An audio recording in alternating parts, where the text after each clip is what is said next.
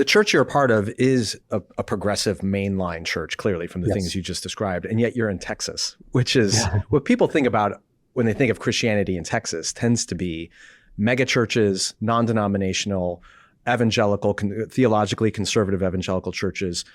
How do you bring those kinds of Christians into your fold, into your kind of political vision for the country when you're outspoken about your faith, but your faith often looks very different than other Christians in Texas? What does that mean for you?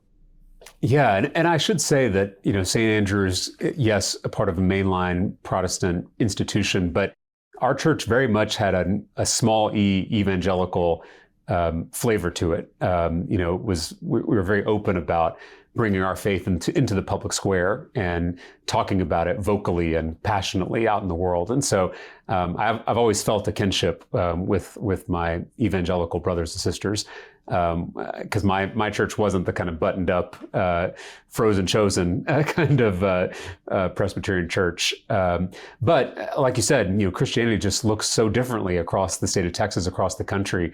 I'm thankful that here at the Capitol, I have a religiously diverse staff. We've got a Jew, a Muslim, we've got some agnostics and some atheists. And, they always come to me and they're like, what is the Christian response to this? And I always kind of chuckle because I'm like, all Christians are very different. This is it's a big tradition. It's like rock and roll. There's a lot of different ways to do rock and roll, a lot of different ways to do Christianity. And that's certainly true in a state as big and as diverse as Texas. And so I'm always cognizant of that when I'm visiting another church, which I try to do often. One of the best parts of this job is that I get to go and visit different church communities across the state. And not just churches, also mosques and synagogues and temples.